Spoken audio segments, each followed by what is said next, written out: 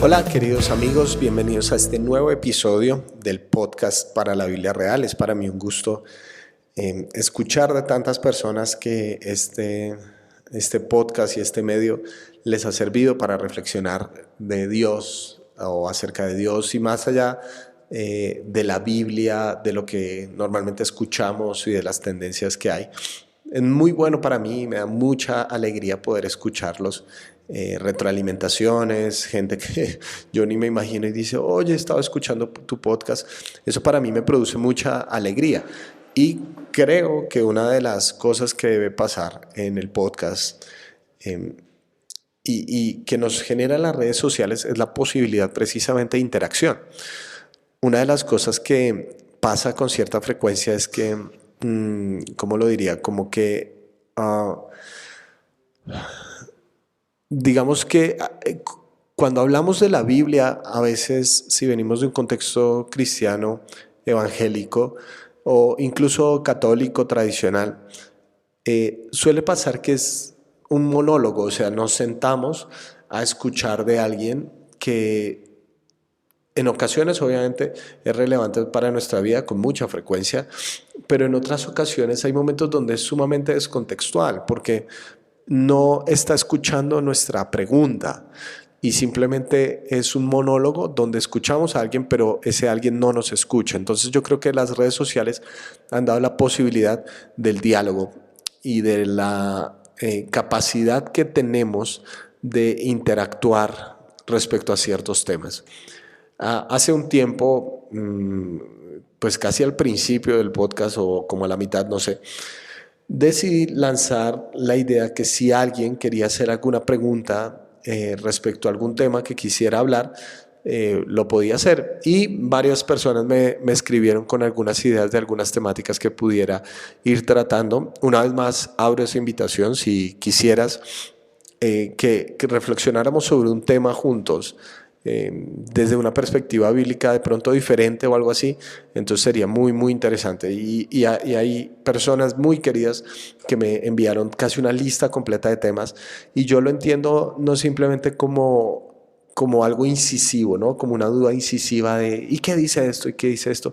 Sino lo siento como un profundo valorar de mi opinión y yo aprecio de todo corazón eso. Entonces, siendo fiel a eso que había prometido, decidí hoy hablar de un tema que está en la Biblia, un pasaje muy interesante que está hacia el final del Evangelio de Juan. Y lo he titulado precisamente este podcast, ¿a ti qué?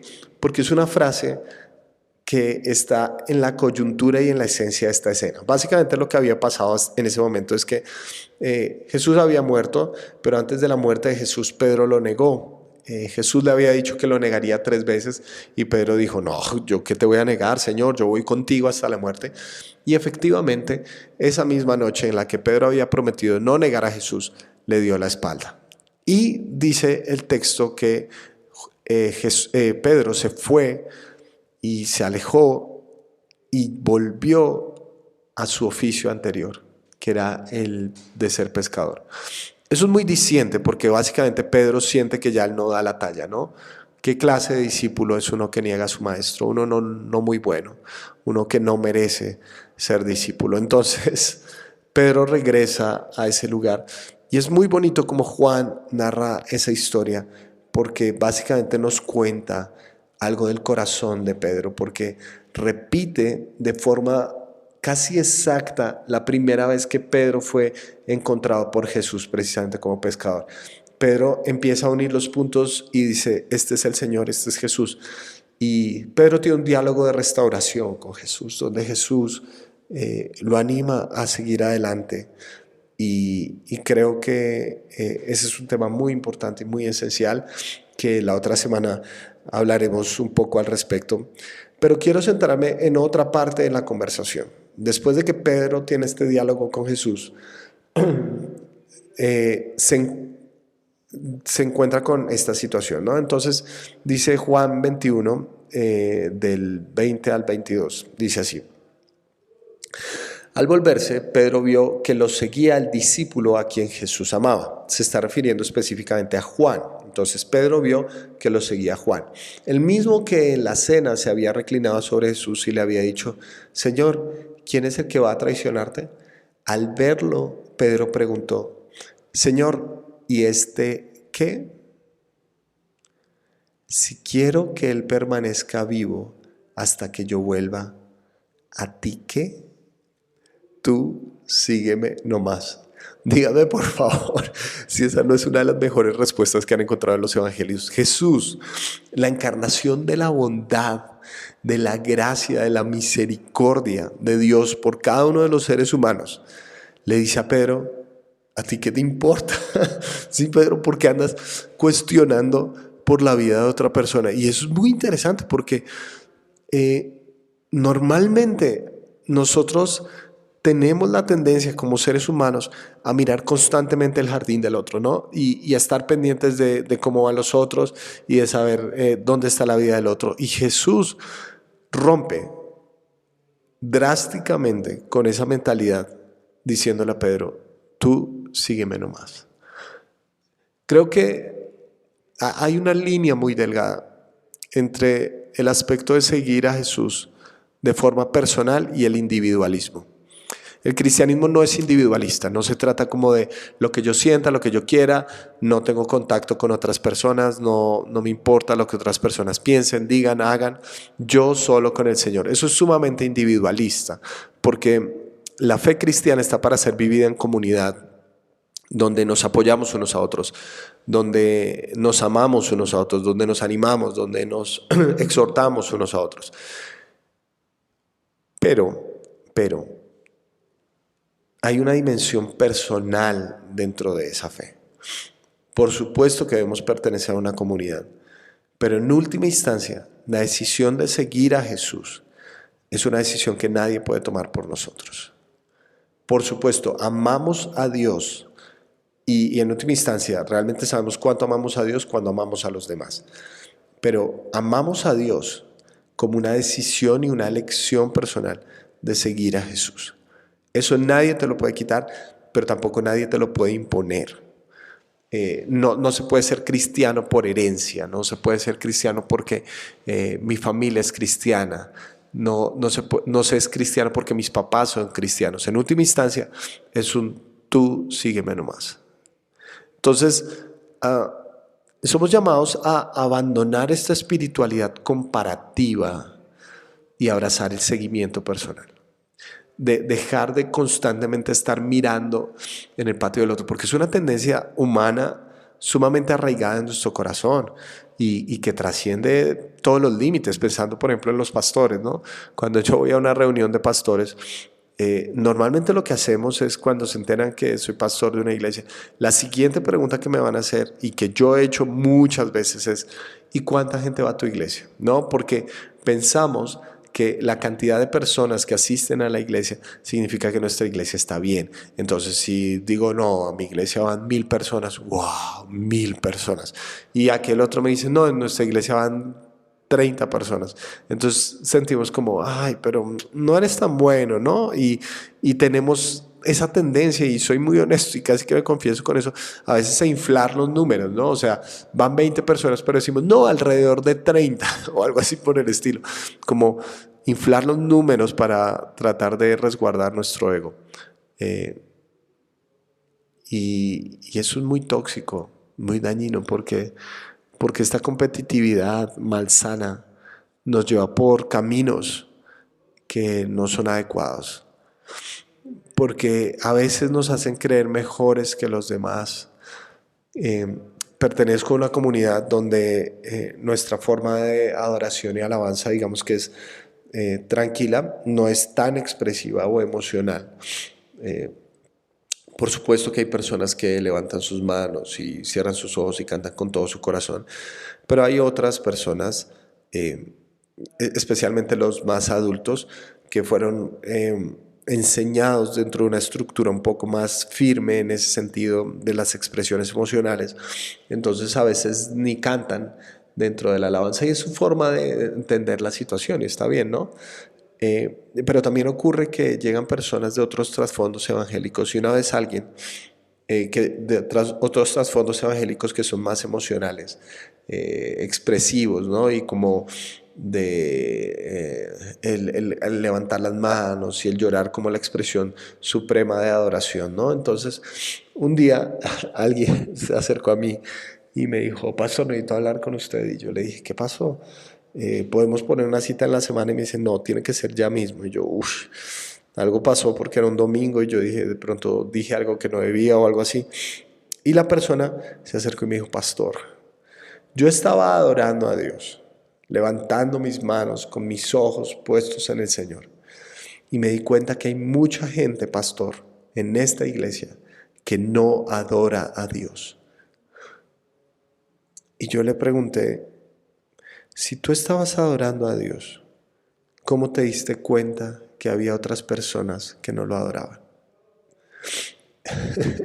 La persona después no volvió a la iglesia, pero bueno, una de las cosas que pasa a veces es cuando escucho algunas ideas a veces que suenan como muy piadosas y muy profundas, pero en realidad no lo son. Gente que dice, ah, yo no voy a ese grupo de jóvenes porque allá la gente no está buscando a Dios.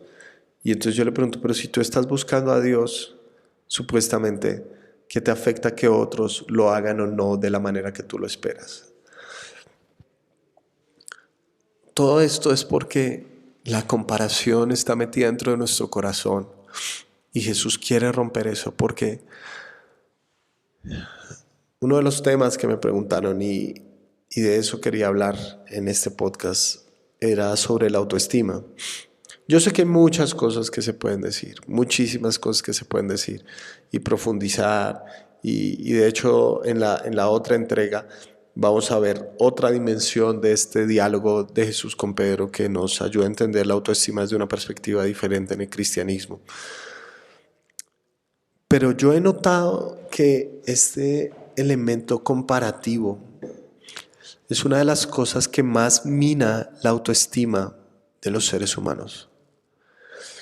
Porque constantemente estamos teniendo un punto de comparación y un punto de referencia que no es el Señor por un lado, pero que no somos nosotros mismos. Entonces es muy nocivo porque a veces vivimos en un intermedio que es muy mentiroso, ¿no? O sea, nos comparamos con los más pecadores de todos, ¿no? No sé, Hitler o algo así por el estilo, entonces nos sentimos muy buenos, entonces se infla nuestro orgullo y nuestro ego y pensamos que somos lo mejor que le ha ocurrido a la historia humana. Entonces muy fácilmente muchas personas usan el juzgar como una manera de ocultar su baja autoestima. Como que todo el tiempo están pendientes de los otros y de señalar los pecados de los otros porque son incapaces de lidiar con su propia basura. Entonces constantemente se están mirando y constantemente se están mirando y están diciendo, menos mal no somos como esos desgraciados, como esos sodomitas, como esos pecadores horribles. Entonces constantemente están mirando hacia allá y eso no funciona, ¿no? Jesús en última instancia sigue preguntando, ¿a ti qué te importa eso? ¿Sí?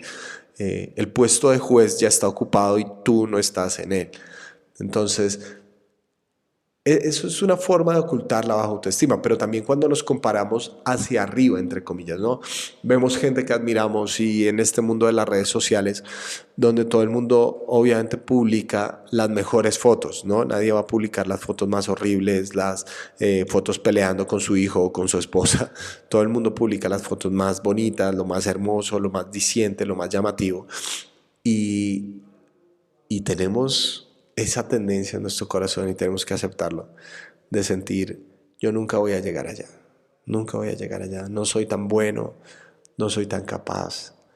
Ah, pensamos como la felicidad estática de una fotografía, ¿no? Como, ay, sí, mira, él o ella tiene una familia tan bonita y la mía está destruida, o él o ella ha cumplido tantos sueños, le habla a tantos miles de personas, escribe tantas cosas, tiene tantos seguidores, y yo nunca voy a llegar ahí. Nos sentimos miserables, miserables. Esta comparación nociva nos lleva a una autoestima muy tóxica y muy dañina. Porque a veces lo que pasa es que en esta carrera loca que decidimos meternos de la comparación. Decidimos empezar a poner una máscara y actuar un personaje de supuesta felicidad y de supuestos méritos y capacidades que pueden ser ciertas, pero que no son la constante. ¿Sí? No, todo el tiempo no estamos sonriendo y no todo el tiempo todo es perfecto y no todo el tiempo todas las comidas que comemos son en los mejores restaurantes. Pero constantemente estamos sembrando en eso, ¿no? Mostrar que somos los más inteligentes, que somos los más capaces, que somos los más lindos. Y creamos un personaje en el que nos sentimos aceptados por la gente. Y eso es muy tóxico porque en esa disociación nos perdemos a nosotros mismos y a veces terminamos preguntándonos, pero ¿quiénes somos nosotros? ¿Sí? O sea, solamente estoy actuando, haciendo un performance para que en Instagram la gente vea la pareja feliz que somos. Solamente estoy actuando para que la gente se sienta motivada y tengo frases motivacionales debajo de la manga para cada situación. Entonces, esa situación nos lleva a una pregunta existencial muy profunda y es, ¿quién soy yo? ¿Quién soy yo en realidad? Debajo de todo eso, ¿quién soy yo? Y por eso, porque sembramos en el personaje y no en la persona, en quienes somos, la autoestima fácilmente se nos va. Por eso es que no debería sorprendernos que haya personas que tienen miles, millones de seguidores y después nos enteramos que caen en una situación de suma vulnerabilidad personal, que tienen su vida arruinada por las drogas, por las malas relaciones, que terminan suicidándose porque idealizamos el personaje, pero nos olvidamos de la persona. Y pensar en la persona, en la autoestima, en el valor propio, eso es autoestima, valor propio, que nos damos, solo es posible cuando decidimos personalmente seguir a Jesús, poner nuestra mirada en Él y que entendamos que mi vida es un fenómeno único en la historia de la humanidad. Que Dios no me formó para compararme con alguien más, me formó como su imagen y semejanza. Si tengo que compararme con alguien, con la única persona que me debo comparar es con el Señor. Y ahí es cuando la autoestima empieza a transformarse. Porque salgo de esta carrera frenética de ser lo que la gente espera que yo sea, a empezar a convertirme en lo que Dios quiere que yo sea. Porque mi punto de referencia es Él. Mi punto de partida para transformar mi vida es Él. Y aprendo a abrazar quién soy yo con mis sombras y mis luces. Aprendo a abrazar quién soy yo con mi oscuridad y con mi claridad. Aprendo a abrazar quién soy yo con mis defectos y virtudes. Porque entiendo que Dios está haciendo algo conmigo y que lo que hace conmigo es valioso e importante. Y eso puede hacer la diferencia fundamental en la vida de una persona cuando está luchando con su autoestima. Mirar a su creador, mirar a su creador. Porque de nada sirve mirar otras esculturas si ninguno de nosotros le pregunta al creador, ¿para qué me formaste? ¿Para qué me hiciste? Y entender que eso que él hizo es valioso y es importante. Que Pedro es Pedro y Juan es Juan. Y a cada uno le dijo el Señor, tú sígueme. Y a Pedro, cuando quiso compararse con Juan, le dijo, ¿a ti qué te importa? ¿A ti qué te importa? Tú sígueme nomás. Sígueme, Pedro, que lo que importa es que me mires a mí, no que andes mirando constantemente a los lados para sentirte mejor contigo mismo. Y cuando miras al Señor y cuando entiendes que Él sigue trabajando contigo, que no se trata de cuántos años de cristiano o no lleves, sino que se trata de tu propia vida, te das cuenta que todavía el Señor tiene mucho por trabajar. Pero también te sientes agradecido porque Él lo sigue haciendo, porque Él no ha tirado la toalla contigo, porque si Dios está sacando algo a la luz, nunca Él saca algo a la luz para condenarnos, lo saca para sanarnos. Y que si Dios está diciendo pilas con esto, lo está haciendo con profundo amor, porque no eres un producto terminado y Él no ha terminado contigo. Y esa es la gran esperanza que tenemos. Así que cuando sientas la tentación de compararte, recuerda esa pregunta de Jesús. ¿A ti qué? Te mando un gran abrazo.